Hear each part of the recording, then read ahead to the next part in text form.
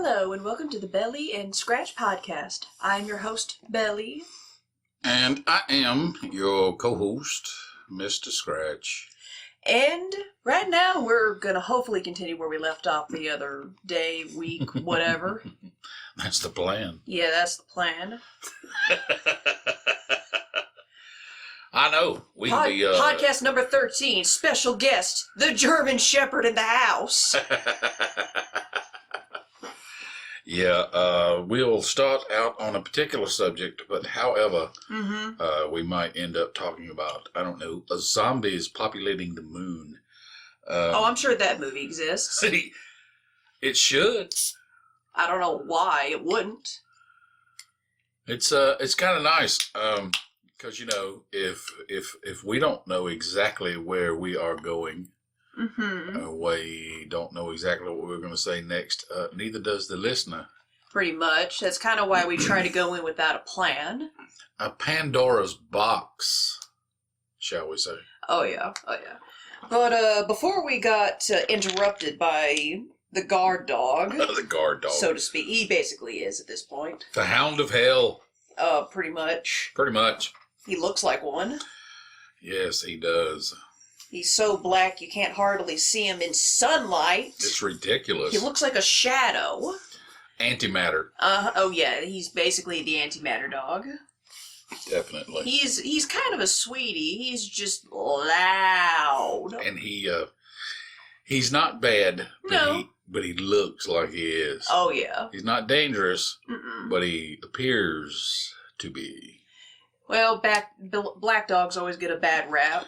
And he is black. Blackety black.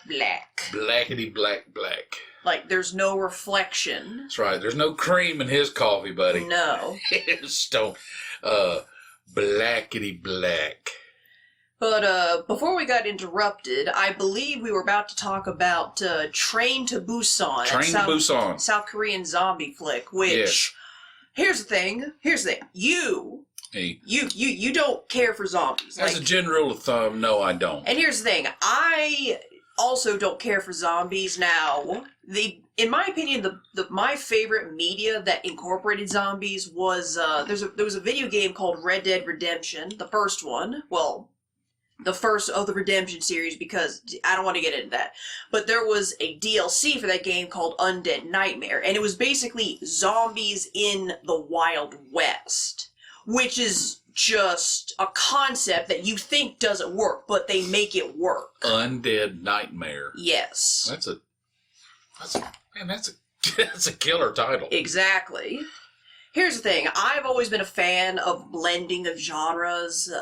Let's see. I like Undead Nightmare. My favorite X-Files episode is X-Cops because that blending of reality and fiction. I really like that. I got you. So, in my opinion, Undead Nightmare is the best zombie whatever. Like, I don't particularly care for any of the George Romero movies. They're not bad. I'm just like, eh. Buddy, I'm going to tell you something. I mean, I get it. The mall and the zombies, it's an allegory for consumerism. It's like, I can't kill those people either in real life, so what's the point? The original George Romero, it unsettled people. You mean the black and white one or the one in the mall? No, the original one. Okay, the original black and white. Yes. I was a kid when it came out, and, people were like... This is the end of Western civilization. Oh, jeez. Well, here's the thing. It's pretty bad. Here's the thing. That movie came out before The Exorcist, which, in my opinion, is probably the pinnacle of Western horror media. I'm going to tell you something, and I was alive and aware and self-aware during that time. And yes, tell me the story. That movie unsettled a tremendous number of people. Oh, of course it did. It was... No one had done it before. No one had done anything like that before, especially with the graphic nature of it. The kid actress was very good. Linda Blair. Yeah, Linda Blair. She was fantastic. She was. I give her props. And whoever, the lady who dubbed over her voice. Oh, and Max von Sydow was in that one. He was. Oh, he was the priest. He was the old priest. priest. He was so good. He was amazing. Yeah, he's like on that Christopher Lee kind of level. Oh, yeah. Isn't he dead now? Sydow? I think so. He's probably... If he ain't dead, he's close enough. Yeah. 1 foot in the ground with the other one coming off. 1 foot in the grave with the other one coming off the ground. Yeah. Yeah, and he has done a tremendous amount of work. He's a good actor. Most of you kids would know him from, I don't know what the character's name was, but he was in the later seasons of the Game of Thrones. The guy in the tree. The guy in the tree. Yeah. The guy in the tree. He's been, you know what? He is a part of some very historic moments in cinema. Yes. Like The Exorcist. Like The Exorcist. Jesus. Flash Gordon, he was Ming the Merciless. Because yes. That's the only reason, that's probably the only reason he's agreed to this movie. You're a classically trained actor. Why would you do this? Because I can. Because I can. Which, in my opinion, is the best reason to pick roles. Well, if you're an acclaimed actor, like some sort of award, like you've won Oscars and whatnot, you can do whatever you want. Kind of like, let's see, one of my favorite examples is Jeffrey Rush in the Pirates of the Caribbean movies. He didn't have to do that, but he did it anyway. No, he didn't. You know, and that must be pretty cool. Yeah. To be able to be such a stellar representation of your career choice. Yes. For him to get involved in anything, because he obviously doesn't need the money. Mm-mm. And you know, and that probably is that's the secret to success in any career endeavor, is that he enjoys it to the point where, or he enjoyed it, whatever, yeah. Yeah, he enjoyed it to the point where, he can do what he wants to do. Yeah. Not only that. Yeah, he died this past March. What? Yeah, but I mean, he was like 102, right? Okay, that makes sense. Because he was in. Christopher Lee was like 101 before he died, or 103. Like, he got up there. I was actually, for Christopher Lee, I honestly got to the point where I'm like, is he immortal? Yeah, Side Owl. Yeah, that's a shame. I was just bullcrapping 90 earlier. years old. Dang. They said he'd been in movies something like 70 years. Jeez. 70 years. That's impressive. It's extremely impressive. Oh, it's one of the few career choices that will allow you to be involved in endeavors. For that length of time. But back to the whole thing of people who've won Oscars doing like very bizarre roles. I think part of it is not just the fact that it is part of the fact that they don't need the money. They enjoy the craft. Enjoy the craft. Enjoy the craft. That's a big reason. But I personally also believe that it also has to do with stretching yourself as an actor or actress. Right. Does that make sense? Yes. Because you know, you have to take a risk. And obviously, I mean, I don't care how talented you are. I don't care how much of a risk taker you are. Yes. You are constantly, and especially someone like him, you're constantly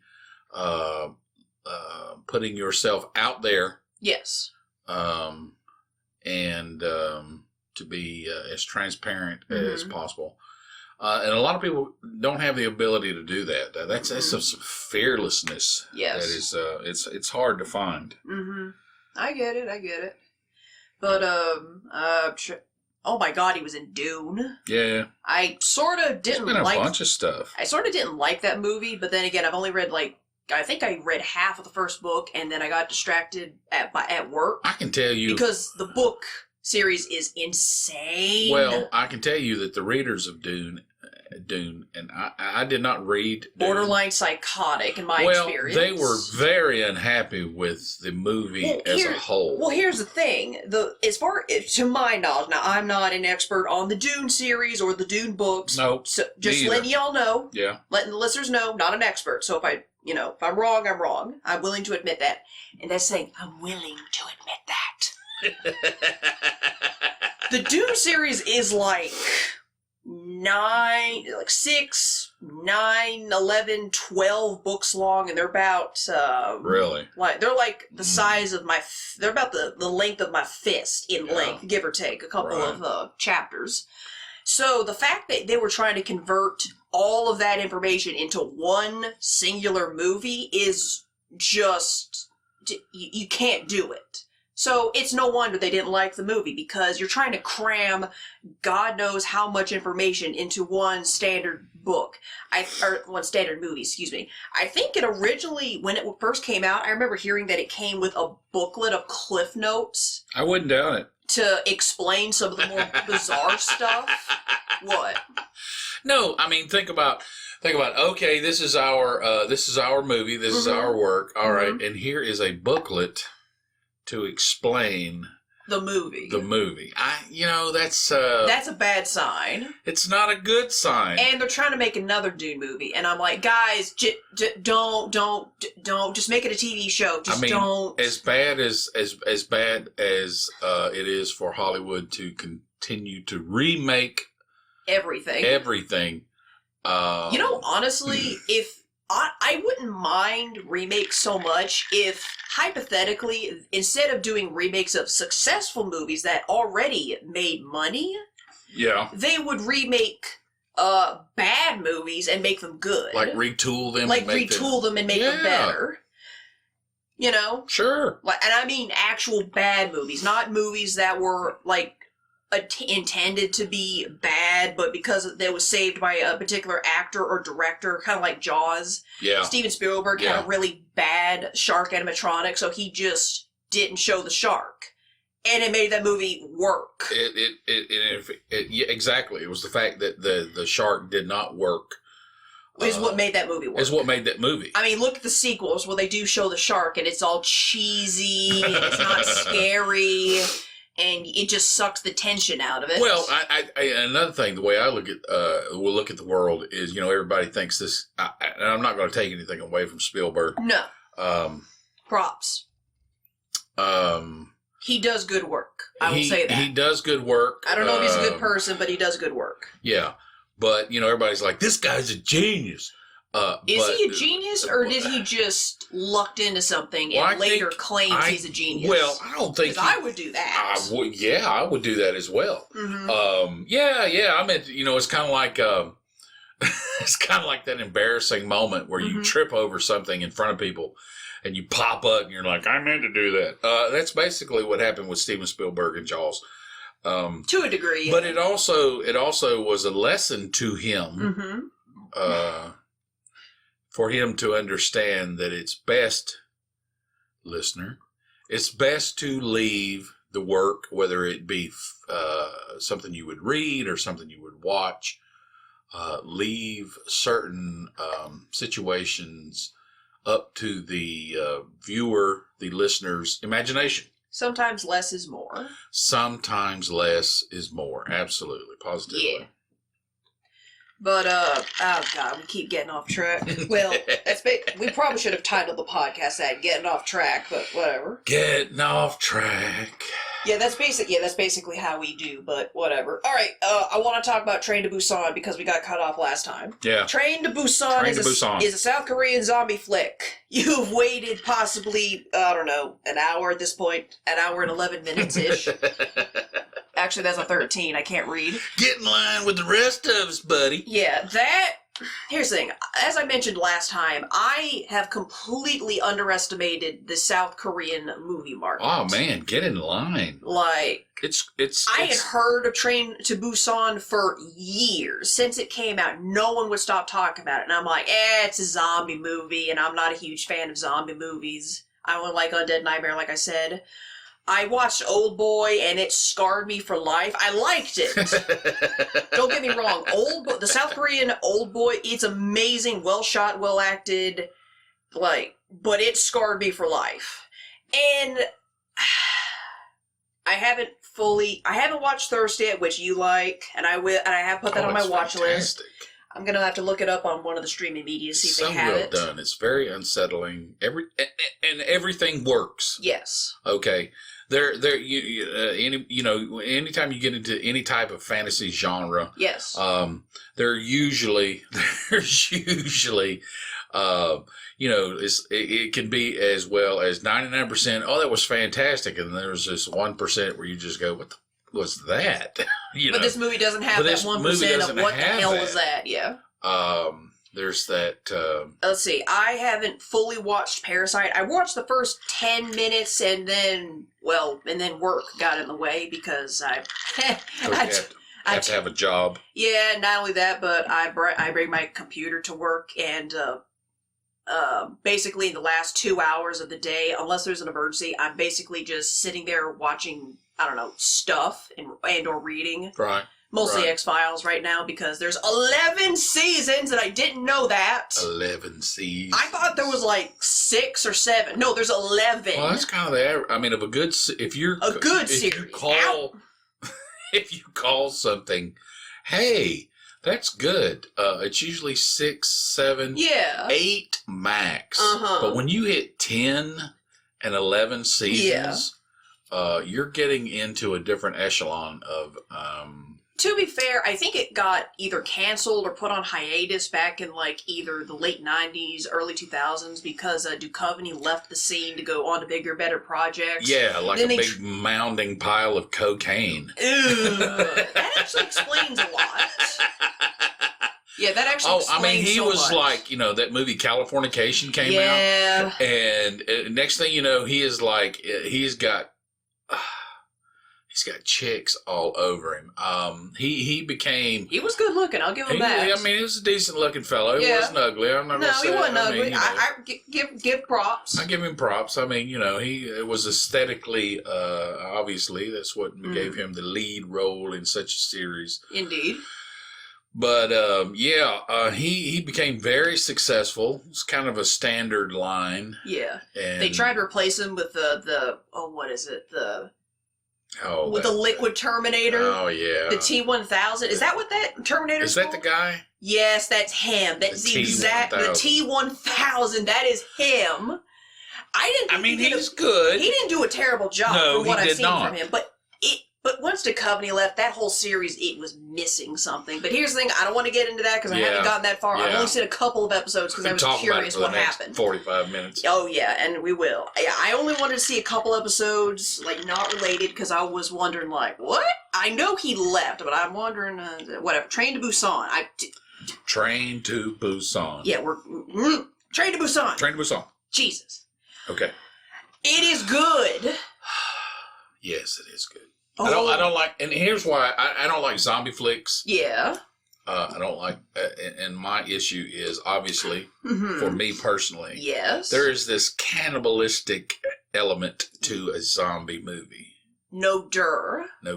Yeah. And that's the whole point. Yeah, it is. But I think that's I obviously that's in the human consciousness that is a dysfunctional. It's one of the great fears to be eaten by your fellow man. Yeah. I mean, it's one thing to be eaten by like a wild animal, a bear, a mountain lion, which nobody would enjoy. No, you wouldn't enjoy that anyway. But you would look at that and go, "Nature, you scary." Pardon me. Do you have any gray poupons? Yeah.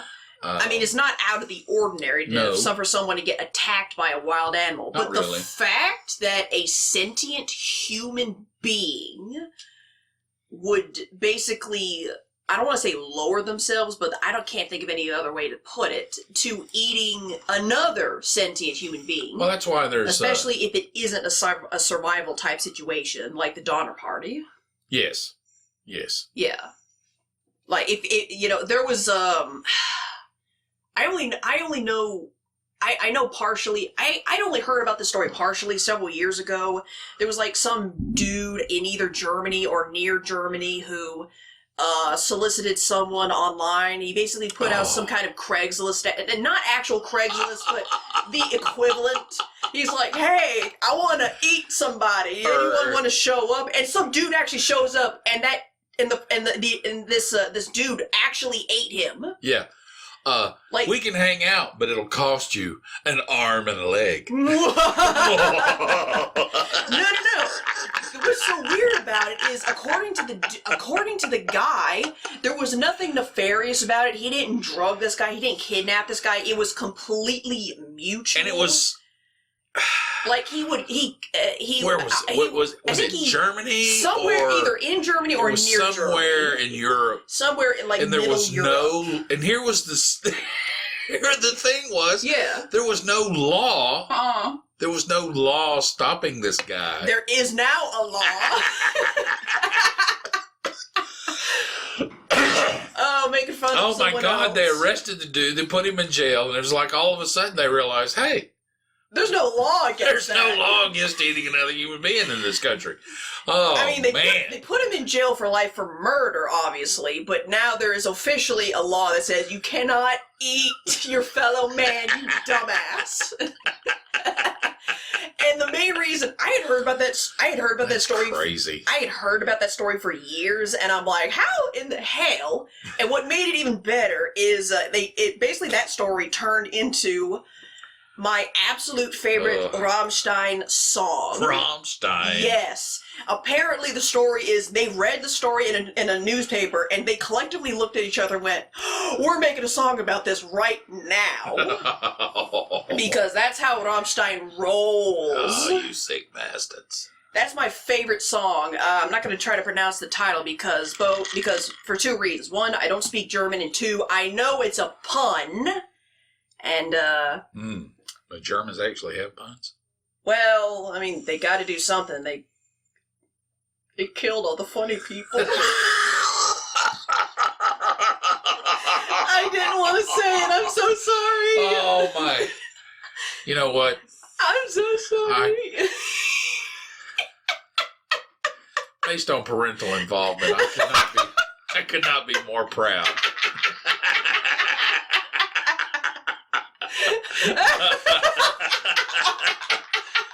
Oh, that's crazy. Oh, I'm so sorry. Oh. I just wanted to talk about a South Korean zombie movie, and I just made a really bad World War II joke. Ooh. Train to Busan. Oh, we better get on Train to Busan. Yeah, we're going to got to get on track.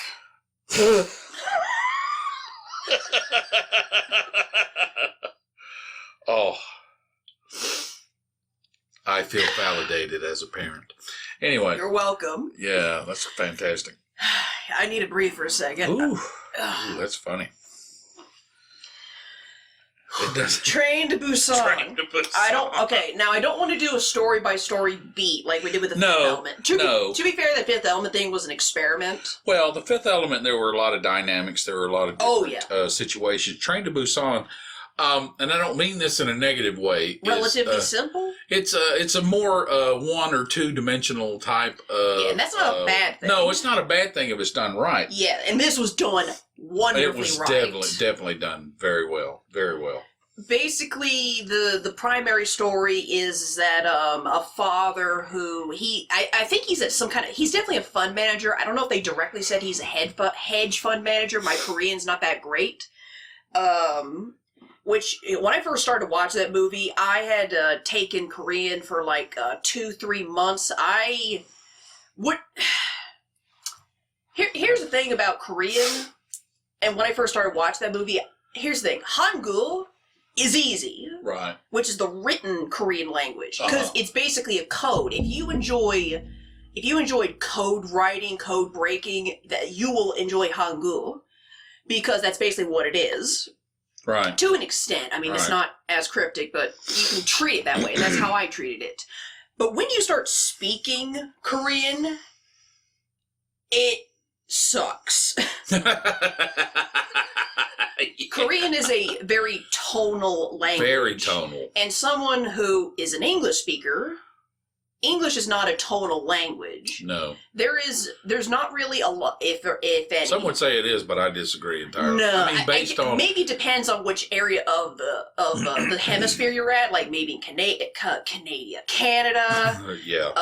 Definitely, I would argue, because of the influence of French, English has now become a tonal language in Louisiana. Yeah. That's just because French influence mostly.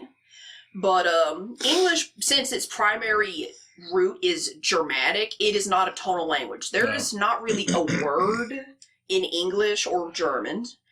Well, I guess there is in German, because I don't speak German.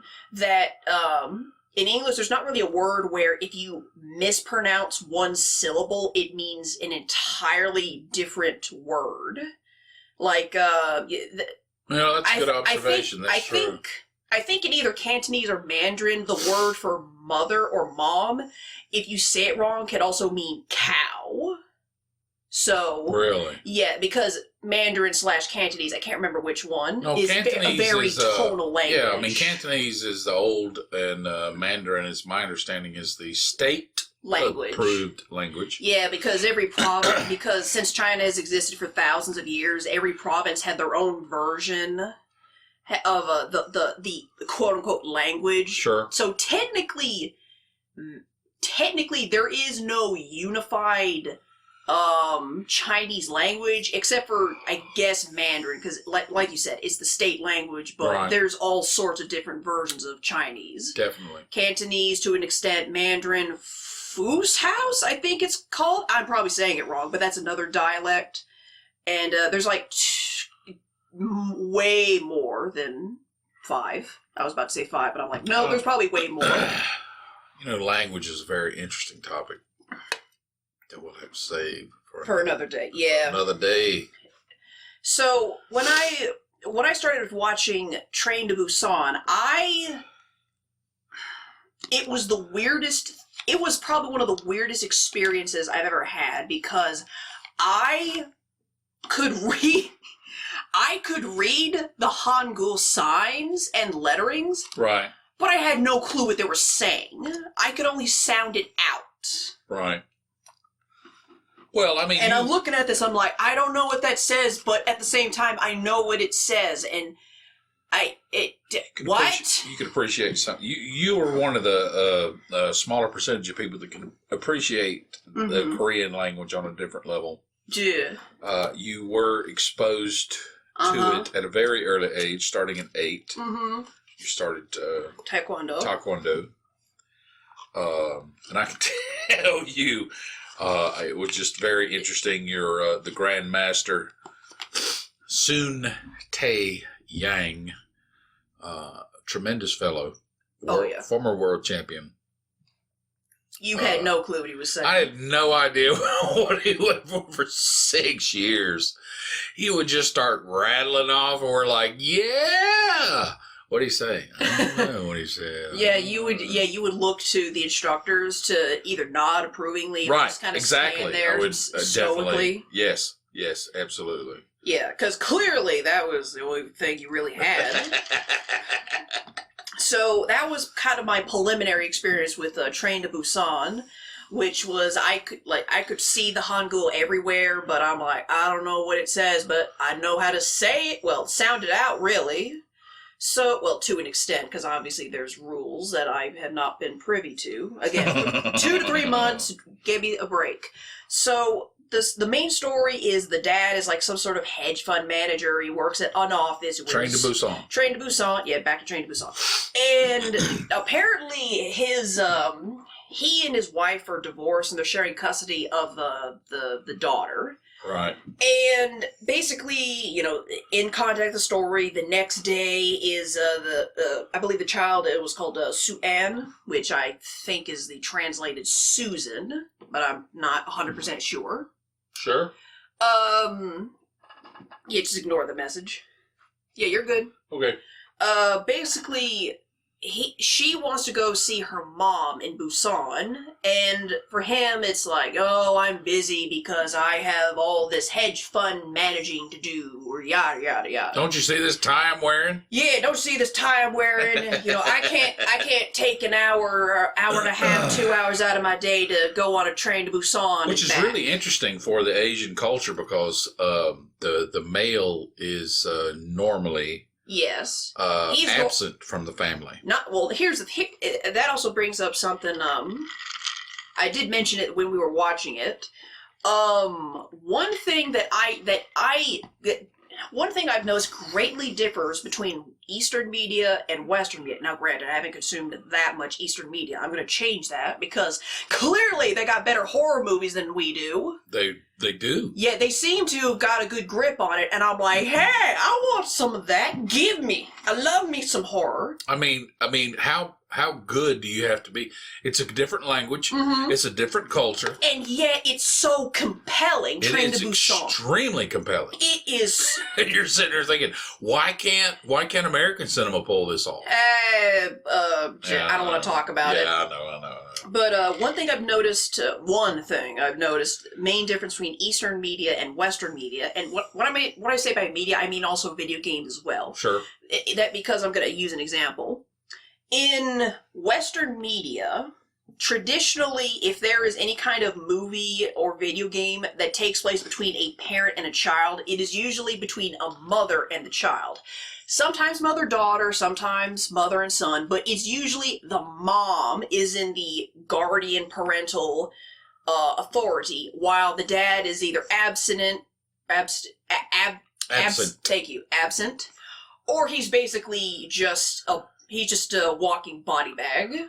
Kind of useless, not really good for anything. He's just there. Just pays the bills. He just pays the bills, goes to work, pays the bills. That's not important. Yeah, you're not important. It's not like you matter. Insert political agenda there. Whether you agree or disagree with it, that's none of my business. Yeah, get stuck. But that's enough tea for today. Actually, no.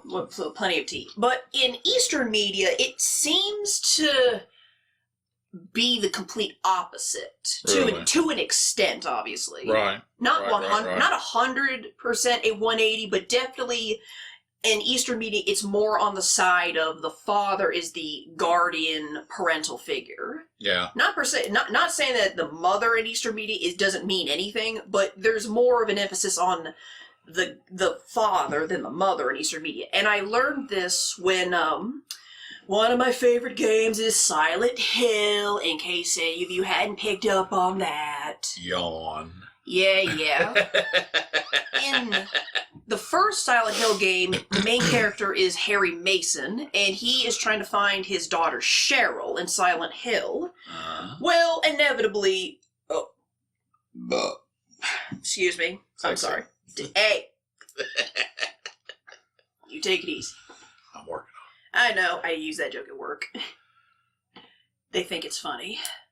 But anyway, when they inevitably made Silent Hill into a movie, and the first one was in my opinion, being a fan. I'm sure non-fans would probably appreciate it a lot better because they hadn't played the original games, which I'm not going to take that away from you. That's fine. You talking about the first movie? The first Silent Hill movie. So... The second one was garbage. So is there, based on the series... Yes. Is one the best? Do you mean the movies or the video games? Movies. The movies, yes, the first one is the best. Oh, okay, because that's what I saw. Yeah, in terms of both movies, which if they ever get around to making a third one, I doubt it because Konami is... Yeah. But, Next. Yeah, I know. So, what I noticed about the Silent Hill movie was instead of having the dad, like in the original video game, instead of having Harry Mason be the main character in the movie, they made the father character a mother character. And the Harriet Mason? No. Like some lady, some blonde chick. Blonde? Yes. They changed Cheryl to Sharon, which I don't understand. Like, what's wrong with Cheryl? In fact, the only reason they included Sean Penn as Harry Mason was because the studio made them include it. In the second one? No, in the first one.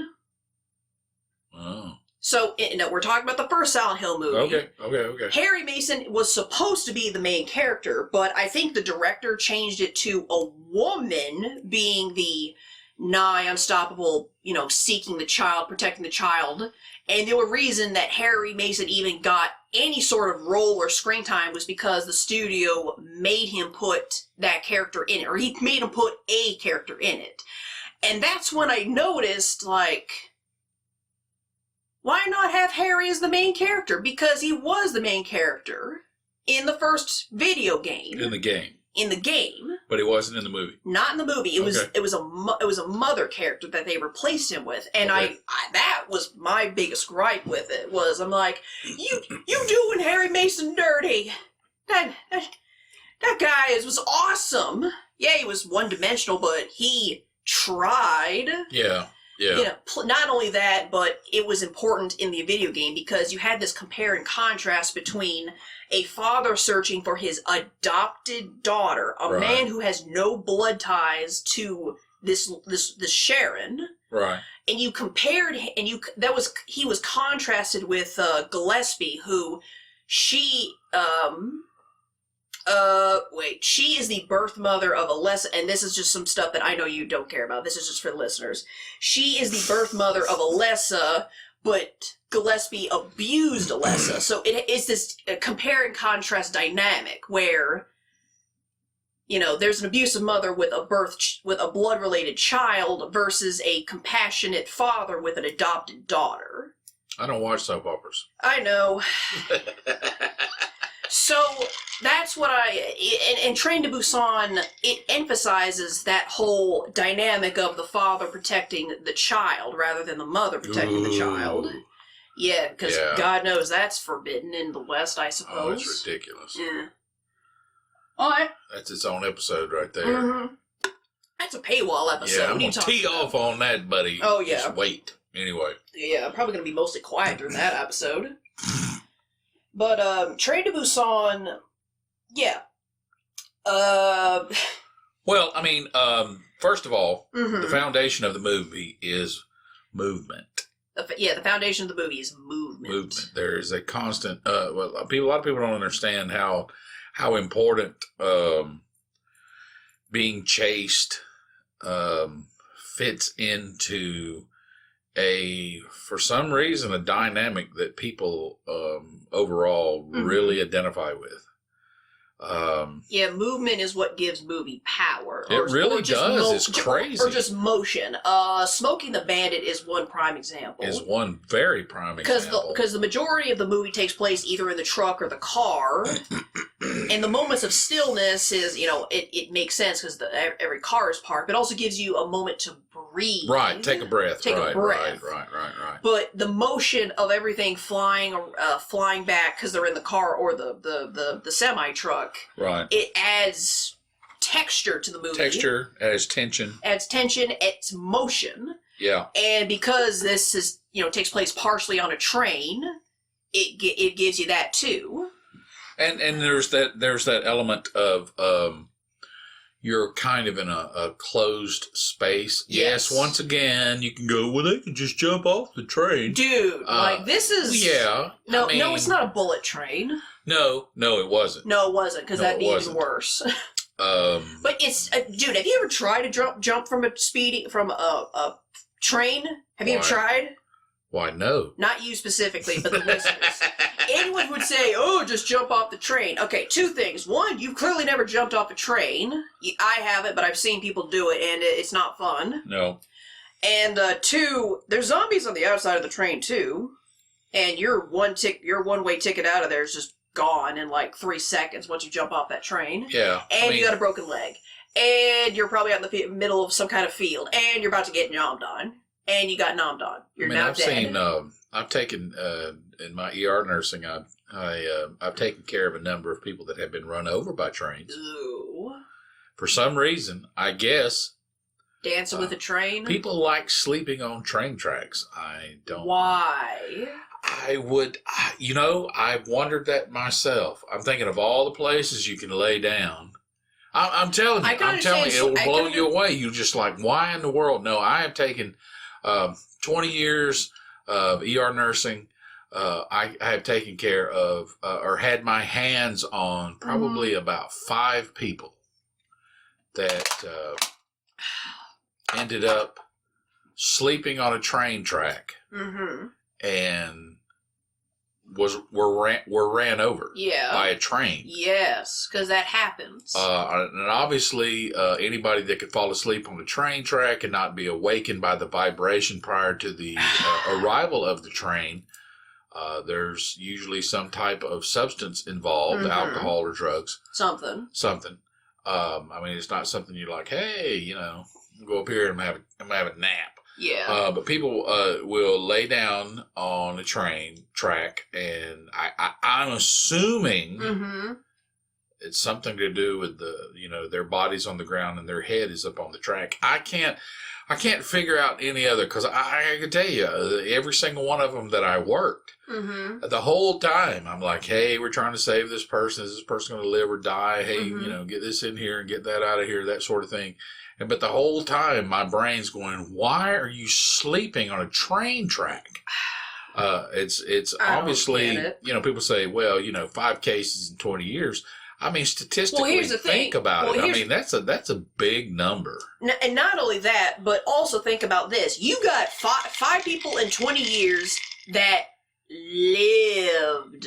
That's the other side of the coin. Well, that's These guys weren't splattered. You didn't get the guys that were just splattered. Yeah, there were. Actually, now that you mention it, there were other peoples that we would just get the paramedic just hand you a Tupperware container? No,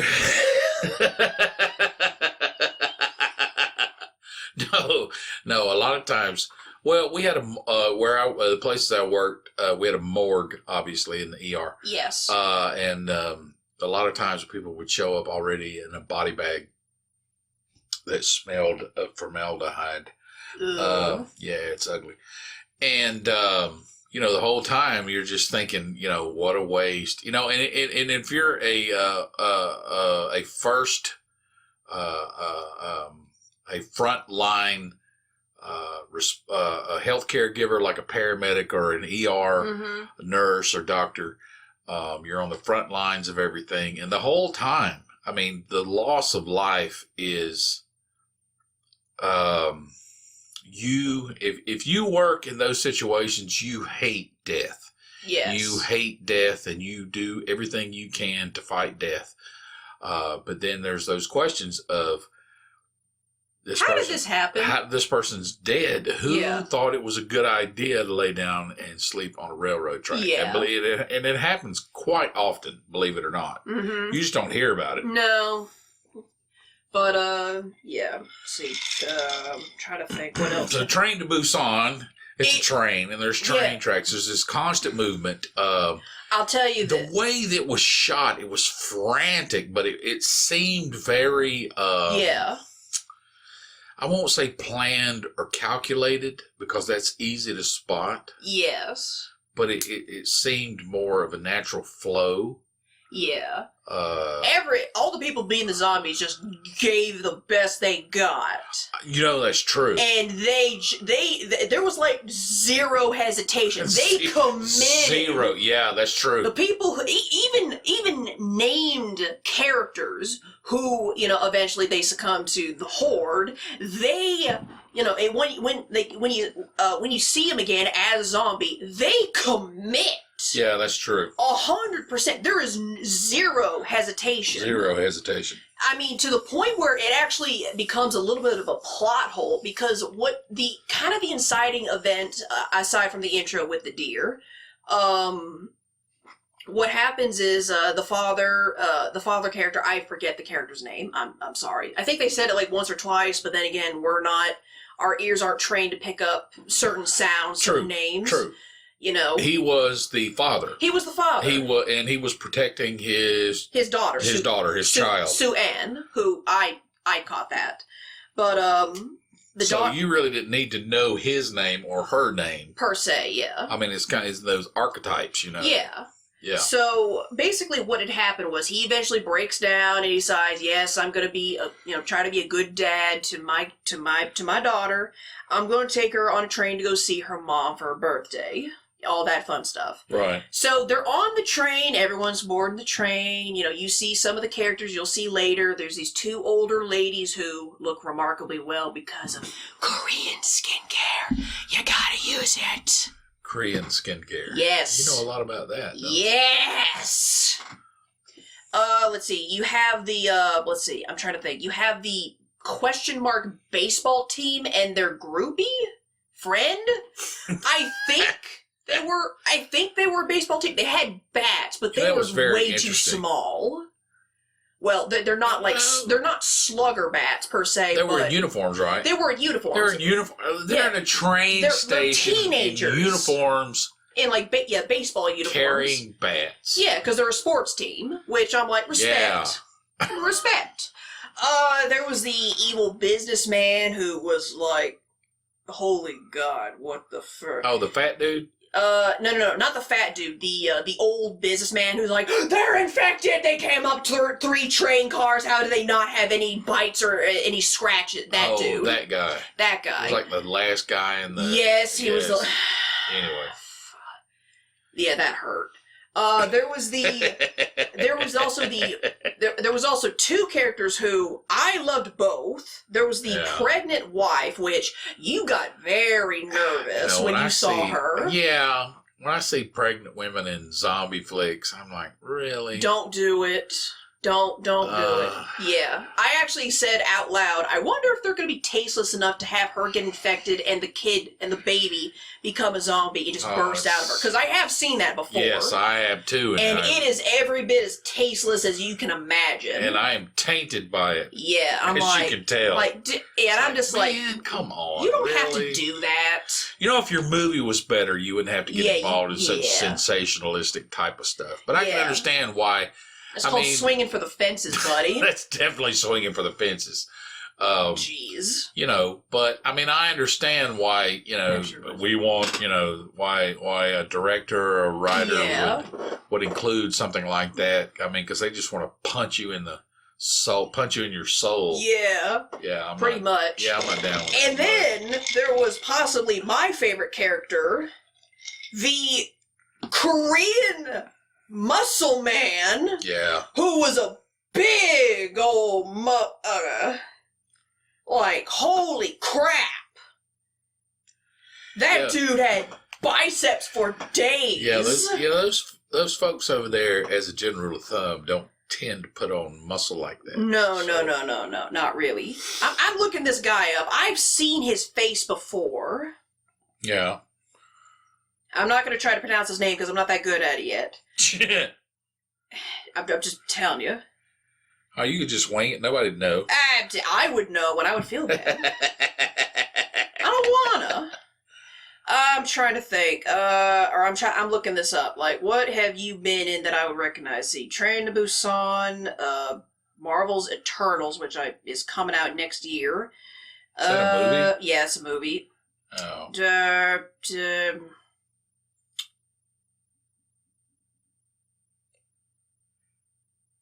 Yeah, I could pronounce all these names, but it would just make my tongue hurt. Yeah. God, I've seen this guy before, but I'm not recognizing. Well, I recognize. I've seen the posters for Unstoppable, but I'm not too sure about it. But whatever. Right. For people who know who this guy is, but that dude had like biceps for days. He was punching the zombies. Right. That dude was awesome. And he was the husband to the pregnant woman. And, you know, you see all the characters who get, you know, speaking lines, and they're all getting on the train and, you know, being all orderly. And as the train attendant on the actual station, I don't know what the official title is. Right. But he basically gives a signal to send the train off. And behind him, like, for a split second, some girl just kind of crashes her way into the door behind him, and he doesn't notice. And immediately you're just like, oh no. Yeah. Because she's not walking, she's not running. She basically collapses into the train. And the train starts to move and the doors all close. Like, they physically lock the door to the outside of the train. Yeah. And you see this conductor person in the station. He turns behind him and sees this big commotion on the top of this big flight of stairs. And there's a bunch of crowded people. You can barely see some kind of commotion between these people, but you don't quite see what happens. Right. And then it cuts to the daughter. She looks out the window, she sees the conductor, and for a split second, someone tackles that guy. You don't hear anything. There's not like an orchestra sting of horror. You don't see a blood spatter or anything like that. You just see that dude just for a split second get tackled to the ground by some unknown assailant. Right. And the train is sent on its way. And I was like, that was so good! Because I'm used to that horror stinger, like a blood splatter of ominousness, because apparently American audiences can't read signs, even if you bashed them in the head with a shovel with it. Do you get that there's horror about to take place? Bang. Bang, bang, bang. Like treating the audience like they're stupid. And what I meant earlier by committing 100% is the patient zero on the train, that is, the lady that crashed into it. Yeah. She is like trying to use some sort of makeshift tourniquet on her leg where there's this big black bite mark. Right. And she gets out onto the train like she is. And here's the thing. This is where I'm going. Okay, in real life, this is like a plot hole, because in real life this wouldn't happen. Right.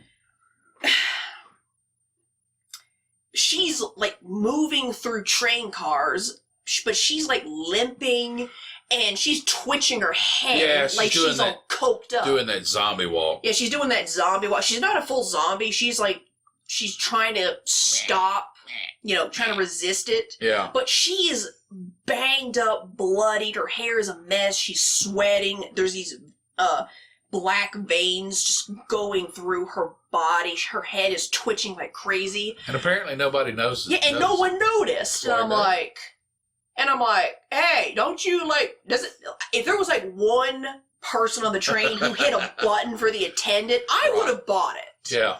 Just one person being like, bing! Hey, something's wrong with this lady back here, man. Yeah. Yeah. And, that's where... Yeah, that's a big plot hole. Yeah, that's a little bit... But you have to let it play out. But and it does allow it to play out, the train attendant... Of course, then again, I mean, there is a cultural perspective that we have. That is also true. Yeah, we would have gone like, hey, so this lady needs help. Yeah, you need some help. You need medical attention. Yeah. You need law enforcement. Something. Yeah. Where the dynamic over there. Yeah. Obviously, could be different. Definitely. Maybe it's very similar to New York, where if there's weird stuff happening, you just ignore it. Because in New York, the subways, anytime there's like some sort of crackhead or someone reenacting an anime scene on the train car, they just ignore it. Well, that has actually happened. I've seen footage of it. I've been on the subway system around San Francisco, the BART system, and you just kind of ignore those people. Yeah. Because you just accept that at 3 o'clock in the morning, there's going to be some people that you're going to run into that aren't necessarily... What, polluting nitrous or something? Yeah. One of these things is not like the other. One of these things is not the same. Yeah, you're just like, hey, all right. Okay. You stay up there, man. Don't come down here. Don't come down here. I don't want no part of it. All right. I don't know. Maybe it's similar to that. I'm not sure. I've never been over there. Yeah. But, the attendant lady, she actually is like, hey, I need, like, medical assistance, this lady, and that's when the fun starts. Yeah. And here's the thing. I was originally going like, okay, are these, like, passive zombies or are these rage zombies? Definitely. These are the rage zombies. Well, let me phrase that. It's kind of... It's more towards the rage zombies because rage zombies usually look like rabies and they're just angry. Yeah, these things were very animalistic. Definitely. But closer to rage zombies. Yeah. They're fast, agile. Not really agile. Didn't really seem to care one way or another how they were going to get to the humans. They're all. How do you tell the difference? Well, they're all running. Yeah, they're running. They're running. Rage zombies. Everybody knows. This is so crazy. You have to break down dynamics of things that don't exist. Yeah, exactly. Well, an actual zombie actually kind of staggers like they're about to fall over. Then there's the rage zombies. And then there's the voodoo zombies. That sprint and chase people down. Yeah, there's the boomers, the lickers, the hunters, the witch.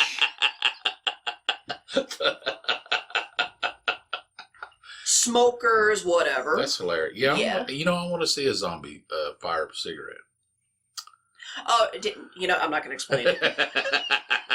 I'm not going to talk about Left 4 Dead. But, yeah, that's kind of my jurisdiction to break that stuff down. Well, next time. Yeah, I know. That's right. Bleh. That's right. We'll give you a legend to follow one day, but not today. And not like I'm an expert. I already said I'm not a huge fan. Well, you've seen enough. Yeah, I've seen more than you. Definitely. But that's only because I'm just like, I want to find a really good zombie movie, and I found it. Yeah, it's pretty good. Oh my god! Here's one thing that impressed me about the initial outbreak on the train was there was this good shot of kind of a tracking shot following this man. I think it was one of the train attendants. He's now a zombie, and he is just. It's a tracking shot of his head where he is just zombieing out and just completely, just rabid and just twisting and turning and shaking. Yeah. And then it follows it up with an even better shot of like this zombie explosion that's reaching further into the train. Remember that? Yeah. I was like, that's a good shot. That's an even better shot. Yeah. Oh my god. It was done really well. Yes. And the best part is it follows my rule for horror movies in general. Yeah. If you explain the rules, then the audience is less afraid because now they know that there are rules. Right. These things, they don't have rules. Now you can intuitively, kind of eliminate rules, like the bite seems to be translated predominantly from bites and not scratches, because you don't see anyone get scratched. Well, that's true. People, it's transmitted via the bite. These zombies... It's kind of that vampiric type of interaction where the bite, the changing of human saliva, and the person's blood, you get infected. Yeah. See, these things become blind in the darkness, and they become very reactive to sound and sight. And movement. And movement in general. Some people, this is kind of another plot hole of the movie, where some people will turn almost immediately, and some others will take their sweet time. Yeah. Which, I get it, it's for plot relevance. Some people have dialogue, some people don't, but whatever. Losers become zombies faster. Yeah, apparently. And, yeah, I mean, they don't establish any rules. You can infer that there are rules, but you don't quite know for sure. No. Well, I like that a lot. There's that whole, there's that whole, obviously, I don't know for the rest of the planet, but I know there's a large zombie fan demographic in the United States. And just to see this type of thing take place in another country, Yeah, because there's that you find interesting, and that alone will. Well, here's the thing: it's not just the fact that you have a zombie movie taking place outside of North America in general. Right. It's that you have a compelling zombie movie taking place outside of the North America in general. That's true. Because I have seen other zombie movies. 28 Days Later was amazing. 28 Weeks Later was okay. Yeah. It was, I would argue that 28 Days Later was more of a surrealist nightmare than anything else, but that's just kind of how Danny Boyle rolls. Right. So, I believe it was directed by Danny Boyle. I'm not too sure. I have to double check that. But anyway, I've seen some Italian exploitation movies with zombies, and yeah. Italian cinema. Italian cinema is like completely something else. There is a movie. Did you guys come up with ideas on your own, for crying out loud? No. Here's the thing. No. Here's the thing. My personal favorite cinema, quote unquote, exploitation movie. I haven't seen it all the way because I can't find a good copy of the original one. Right. I believe the original title of this movie was called Phenomena. It had Jennifer Connelly in it, whose character can telepathically communicate and control insects. Don't question this. You got that look on your face. Do not question me. Boy, listener, I wish you could see the look on my face right now. What? When we eventually do a live stream, you will understand. What? And this character who has bug telepathy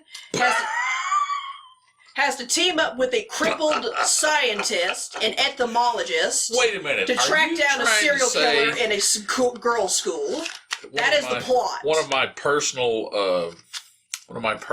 high school crushes. Jennifer Connelly would involve herself yes. in a movie that's one of the characters has bug telepathy. I don't know if this is pre or post Labyrinth, but it's definitely in that time frame. See, even people that are high wouldn't even come up with a concept. But like here's the thing. If I remember correctly, what got me to watch this movie, at least partially, because there's like 2 different versions of it. I'm trying to find the original where they don't cut everything out. That sounds scary. Yeah.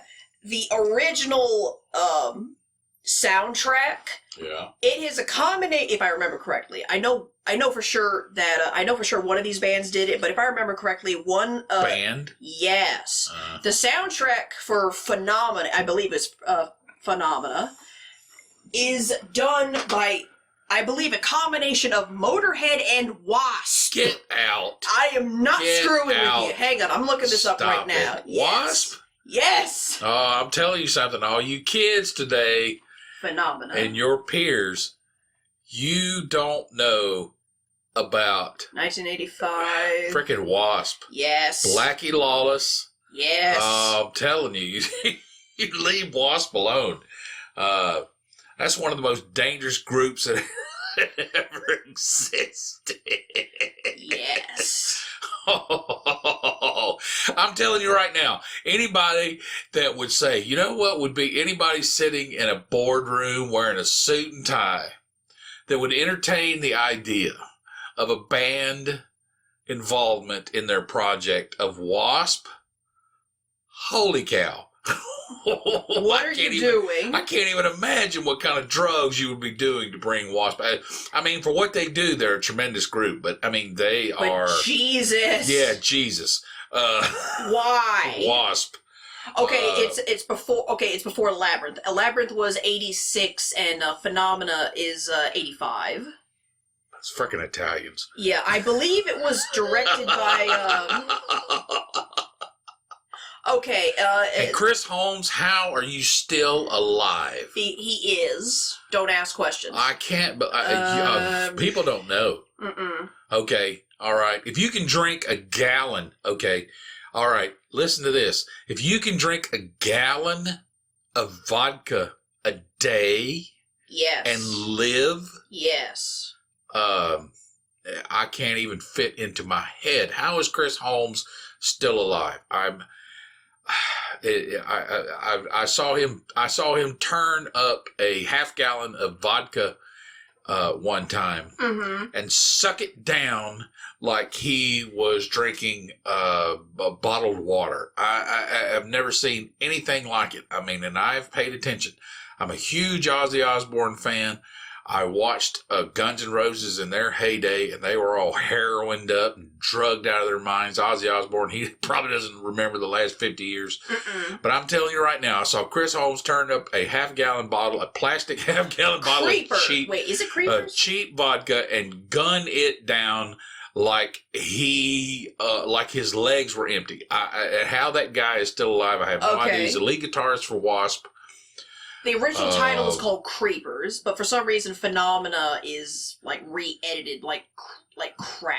Yeah. Just for clarification, hang on. I'm looking up the trailer. I remember. And Blackie Lawless is like a punch in the teeth. I mean, there's you talk about a guy. You talk about a hardcore individual. Yes. He's so hardcore he can't even get press. Well, that's crazy. Wasp.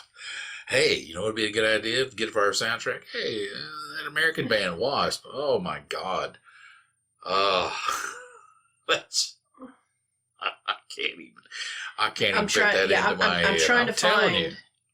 I'm trying to find the soundtrack because I swear to God, I remember seeing Motorhead's Locomotive is in that movie. Yeah. You know that song? Yeah. Yeah. I know definitely without a shadow of a doubt that Motorhead is in Creepers, otherwise known as Phenomena. But well, I mean, Motorhead existed in a very specific part of that genre. Everybody knew who they were. Yes. And what a lot of people don't understand about Motorhead is really an old school rock and roll band. Okay. Dario Argentino, I believe, is the some of their director. Some of their stuff that they would put out. If you weren't a fan of like the Beatles, if you weren't a fan of Chuck Berry, Bill Haley and the Comets, that's old school rock and roll, and Motorhead definitely was a lot of that. But Wasp, oh my God, they came out. They would throw them and the audience would throw meat at each other. People would come to the this is legit now. They would come to the show. I don't know, steaks, hamburger, bloody beef, just being tossed between the audience and the band. Okay. Okay, the official soundtrack, it was, part of it was done by it included acts like Motorhead, Iron Maiden, and,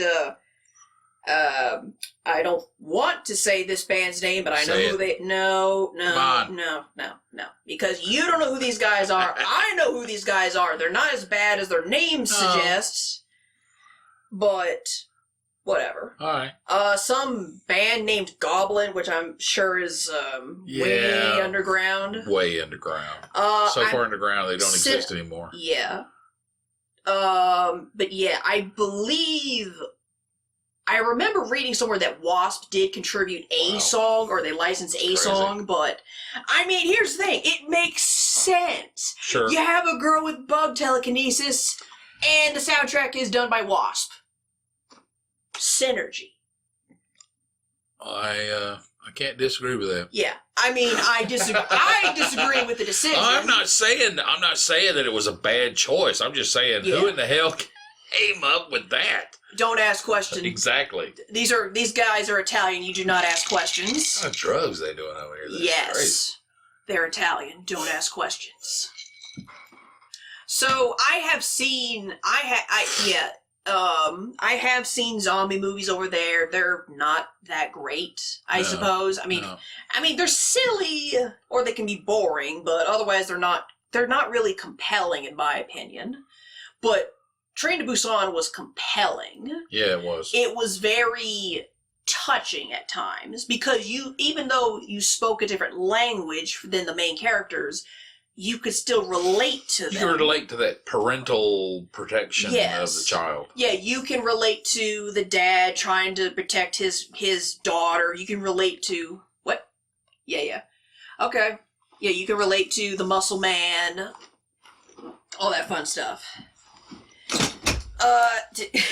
You relate to the muscle man because he is also very relatable. I mean, he punches things, you know.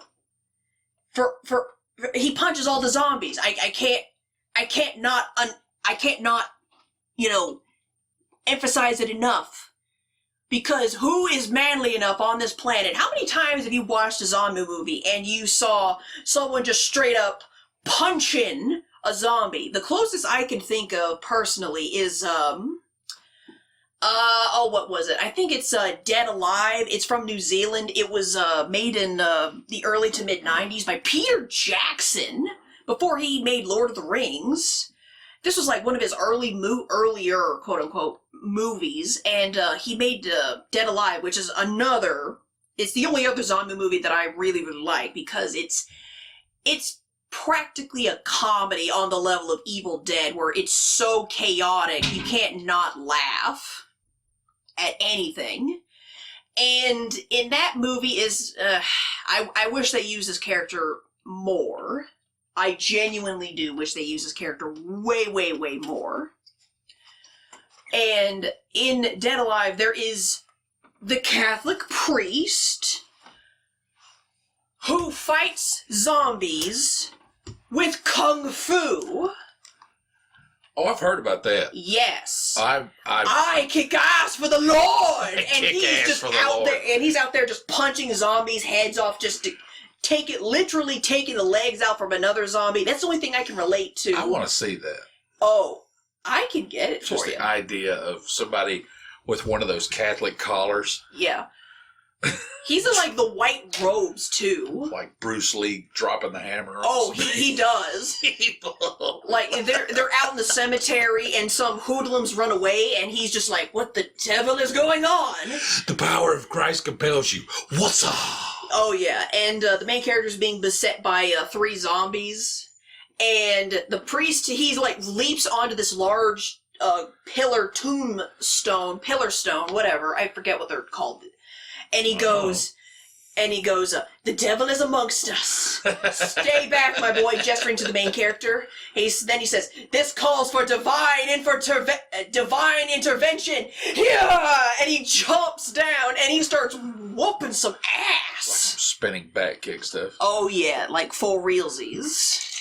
Unfortunately, he doesn't last long. I genuinely wish they used this character more. No. Kung Fu zombie killing priest. Yes. Oh, hey, yeah. I used to have that on my business card. should put it back on there. Yeah, I wish they used that character more, but that's the only thing I can relate to, the Korean muscle man just punching zombies in the face. Hey. Because you see zombies get dispatched with melee weapons, bats, swords, guns. Who karates or punches zombies to death? Flamethrowers, grenades, Dead Alive, they used a lawnmower. A lawnmower? No. You have to see this movie. No. Push or ride? I'm not telling you. You have to see Dead Alive. It is the only other zombie movie. Dead Alive by Peter Jackson is the only zombie movie that I think you would genuinely like, aside from Train to Busan. Un momento, por favor. It is so good. It's one of, like I said earlier, it's one of Peter Jackson's. Peter Jackson? Yes. Really? Before Lord of the Rings. Obviously. Yeah. It's so good. It's so chaotic. It's honestly, I think it's supposed to be a comedy in the same vein as Evil Dead. Yeah. Where it doesn't crack jokes per se, but it has so much energy you don't know whether to laugh or to be scared. It's kind of campy. Oh yeah, definitely. Oh, okay. But cool. it doesn't take itself too seriously. It's good. Fairly simple, albeit kind of messed up at times. And that's the one thing about Train to Busan. I mean, it's so obviously it's so plausible. Oh yeah, it's not campy at all. No, if it was, I didn't see it.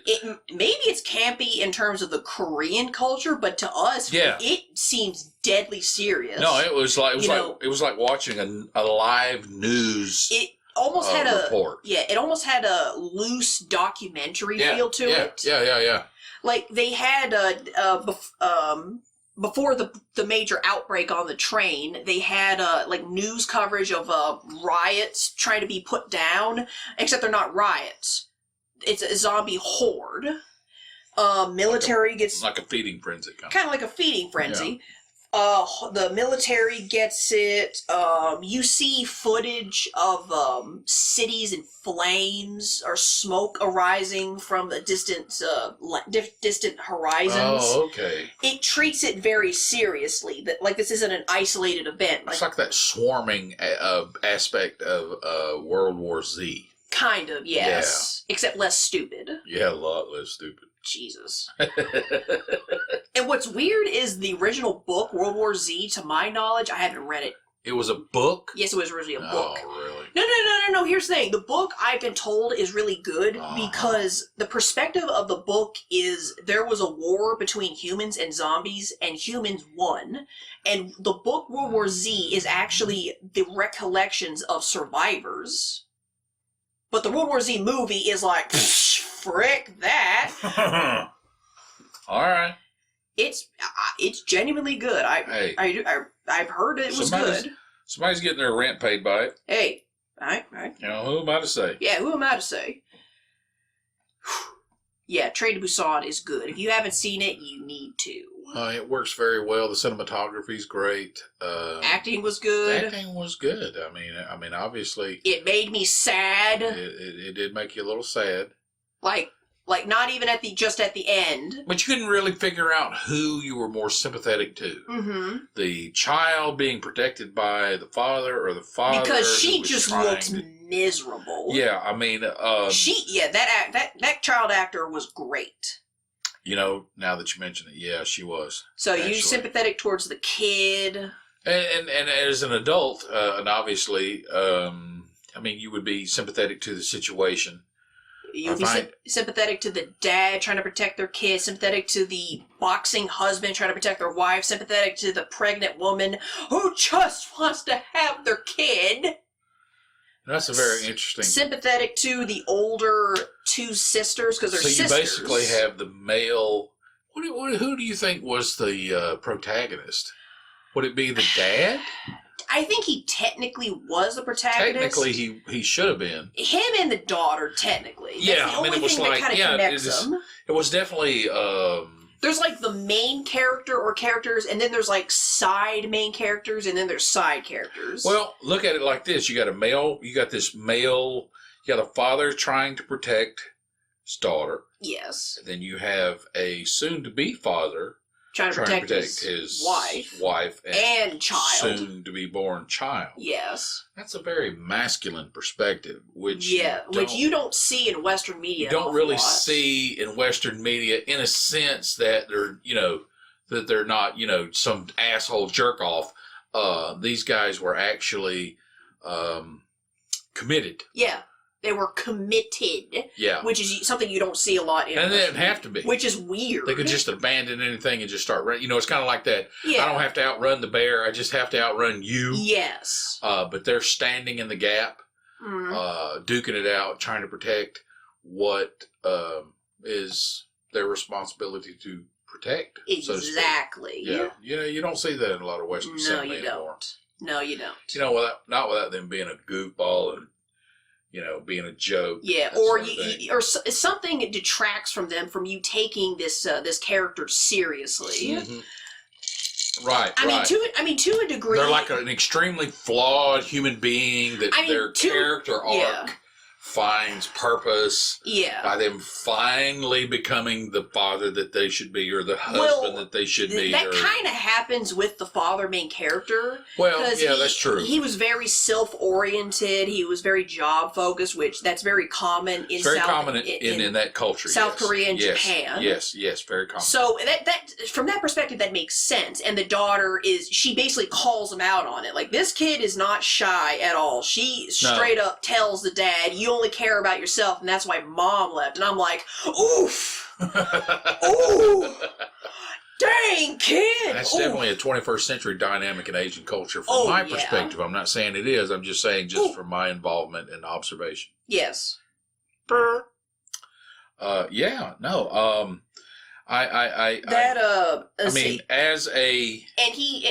father character basically learns from these other characters how selfless they're at least trying to be and are. Yeah. And he also is contrasted with the selfish old man Suit. Yeah. Who pushes people who abides by that philosophy of, I don't have to outrun the bear, I have to outrun you. Right. He basically embodies that. So you basically have this compare and contrast of the main character father, where his technically idealized self is in the husband who punches zombies. Mm-hmm. Yeah, that husband, he's a little abrasive, kind of a jerk, but he's a teddy bear that punches zombies. Yeah, you live with a woman in her last 3 months of pregnancy, buddy. You'll be punching zombies too. Yes, I believe you. I believe you. Of course, a woman in the last 3 months of her pregnancies, she's punching zombies just as much. Yeah.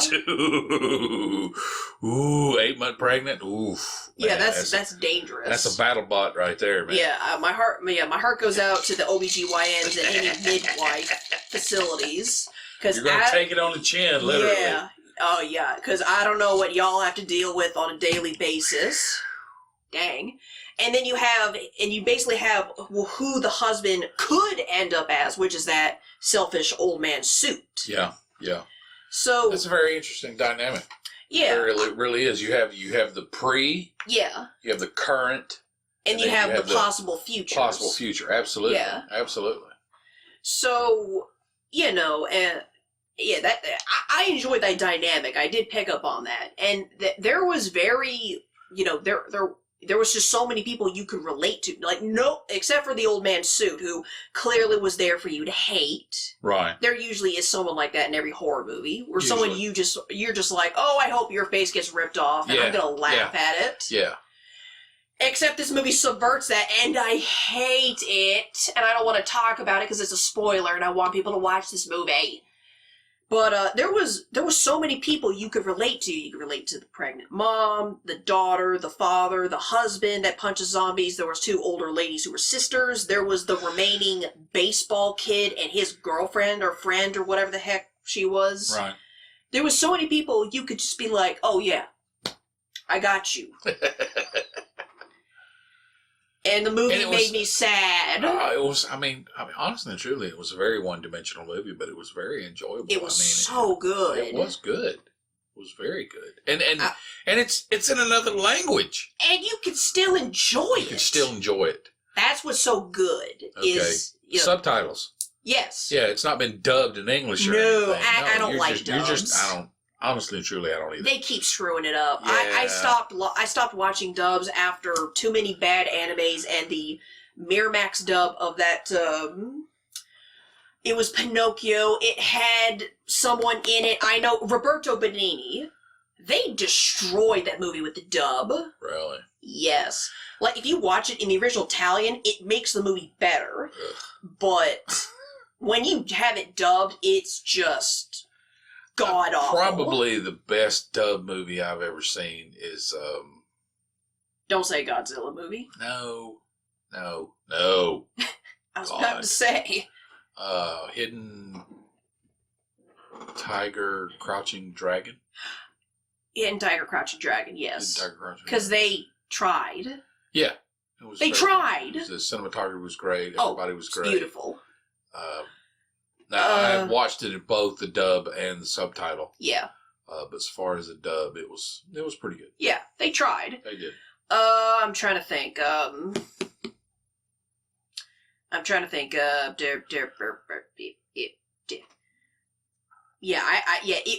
It wasn't dubbed over. We watched it with subtitles, but we still liked it. Yeah, it was still good. Yeah, it's very good. I will also kind of as I'm really not into zombies. No, you're not. No, you're not. No. I have to pester you to watch. I'm telling you something. When I run into people that I know, there's a couple of people that I went to school with, they just lose their minds. Who over I that respect, stuff. Yeah. and this hasn't caused me to lose respect for them, but they're educated people. Okay, Yeah. They've been to college, they have a degree, they have a suit and tie job, and they talk about how great The Walking Dead is. I'm like, you guys, I don't care for The Walking Dead. Get away from me. Yeah. No, I'm not saying it's a bad show. No, I'm not. I think that. The writing is tremendous. I'm like, they're fucking eating each other, okay? Yeah. I don't care if he does have a baseball bat wrapped in barbed wire. Oh, that's vegan. Yeah, whatever. I'm just saying. Honestly, I think I like the characters more than I like the story. Yeah. But no, it's just the whole genre. I'm not very comfortable. Even though I have watched, obviously, my favorite zombie flick is Return of the Living Dead from 1985, because it's the year I left high school. You know, the punk music and the naked chick and the graveyard. Yeah, I was about to say, like, is it because of the graveyard lady? Not really, because the whole movie's pretty good. It's extremely campy. Oh yeah, it's very well campy. done, and it's like uncomfortably funny. Oh like you're like, and you're like, oh my god, I can't believe I laughed at that. Yeah, kind of Evil Dead like in that way. Well, Evil Dead is anything like that. Bruce Campbell is in is. Ugh. I love Bruce Campbell. It's just freaking ridiculous. He carries everything he's involved in, even when he's just playing a supporting role. Yeah. But as a general rule of thumb, I don't like zombie flicks. It's just not my forte. But this one was very well done. I will say this as a final note, because we gotta kind of wrap this up. My favorite part of the movie But that's only because I guessed it. And not only was I right, I was horrified. So you knew what was coming. But it still... And it knocked you over anyway. Yes. Oh, that's awesome. I love it when that happens. Yeah, that's cool. I like it when stuff surprises me. I kind of enjoy it to a degree, Sure. where if I can guess what's going to happen next in a movie. Sure. I don't like it 100% where I'm like, oh, I'm gonna technically ruin my own experience by guessing what happens next. Yeah, I had an ex who the only way he could stand watching It Part 1 in the theaters with me was if he mumbled to himself what's going to happen in order to cope with it. And to self-narrate. Yes. You're like, shut up. Yeah, I'm trying to watch this thing, I man. legit kept telling him to shut up repeatedly. Oh my god, I'm glad I'm not with him again. I'm not with him anymore, excuse me. People deal with things in different ways. I get it, but it still was annoying. Yeah, I'm it was just annoying. like, I paid to come in here. yeah, I paid to come in here, you idiot. Ugh. Yeah. Whatever. I don't regret the experience because it was a learning experience. That's how I look at stuff like that. It wasn't a bad time. No. It was a learning experience. That's right. Because otherwise you'll just get stupidly hung up on it. Yeah, that's Now you true. can be sore over it, sure, but not stupidly hung up over it. That'll happen. Oh yeah. But when I'm watching a movie or a TV show or whatever, and I guess what's gonna happen, and not only am I right, it still gets me. Oh, that's tremendous. That is tremendous, like you said. It's rare. I love it. I love it. Yeah. I live for it, and Busan gave that to me. Definitely. Here's the thing. You and I were watching it in, the room, Sure. the big TV. Yeah. And now here's the thing. I'm not an expert on South Korean geography, but just because I speak the language, I basically know a little bit more than you. Not saying that. Yes. I'm not saying that as, be egotistical. I know. But basically It's like a 7-foot tall person knows how to dunk a basketball. Yeah. It doesn't have anything to do with anything. You just have that ability. That's it. So essentially what had happened was the train conductor / driver, whatever, I think, conductor, he basically announces that because the signal he had received, he was told to stop at a particular train station so that the military could be there to help quarantine and pick them up. Right. And save them from the zombies at this particular station. Here's the thing. The station isn't at Busan. It's somewhere else. I don't know. I remember what it's called, and even if I did, I'm not going to say it because I'm not going to try. Sure. But here's the thing. They stop at this particular station. There's no one there. Yeah, I thought that was eerie. Yeah, it was very eerie. No one. Not a zombie, not a speck of blood, nothing. Whole lot of nothing. And everyone gets off the train, and everyone's kind of looking around, milling around, trying to find the military, find an exit, go somewhere. All right. And then the father and the daughter, they kind of have their own little interaction where she basically calls them out. Yeah. And I'm like, oof. But here's the thing. While this is all happening, I'm looking around and going, and I say out loud, oh, something's going to happen. Sure. And you were asking me, like, wait, are they in Busan or where are they? And I said, I basically told them what I just said, they stopped somewhere before that. And I said, something is going to happen. They're going to go back to the train because here's the thing. The name of the movie is Train to Busan. Train to Busan. They are not in Busan, and they are not on the train. Not on the train. Yeah. So I basically said they're not in Busan and they're not on the train. They're going to get chased back to the train. Sure. And lo and behold, 3 minutes later, they get down a flight of stairs and they see a bunch of people in military fatigues. Right. Except here's the problem. They're already infected and they see them. And they get chased back onto the train. And I'm like, it horrified me. I got it right. Right. but it still got me. But then you it was saw still unfold. bad. Yeah, it was still. Not bad as in bad, but bad as in good, as in I actually felt tension because I cared for the characters. Right. Do you see the point in having the audience care for your characters? Relatability. Yeah, relatability is way better than having the audience hate your characters and wishing they would die. There's a time and a place for that. Yeah, there is. But this wasn't one of those times. No, it wasn't. It worked very well. Yeah, I loved that scene because I guessed it and it still punched me in the teeth. That's fantastic. Yes. Yeah, I'm Woosah. tired. I'm tired. Woosah. Yeah. You have anything else to add? This has been great. I've enjoyed this. Good. We finally got to talk about it because this is now one of my top 5 favorite horror movies ever. Ever. Like ever. Not in terms of a specific category, although it definitely is.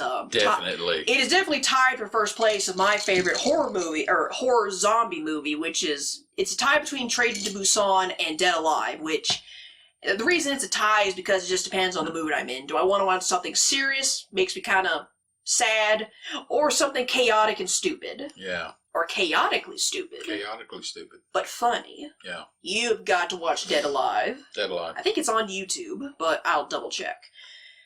Well, anything else? Hey, I'm cool. All right, well, I guess that's it, folks. I was your host, Bel-E. She was. Fantastically done. Yeah. And I am your co-host, Mr. Scratch. And we'll see you guys next Tuesday. Next Tuesday. Bye. Goodbye.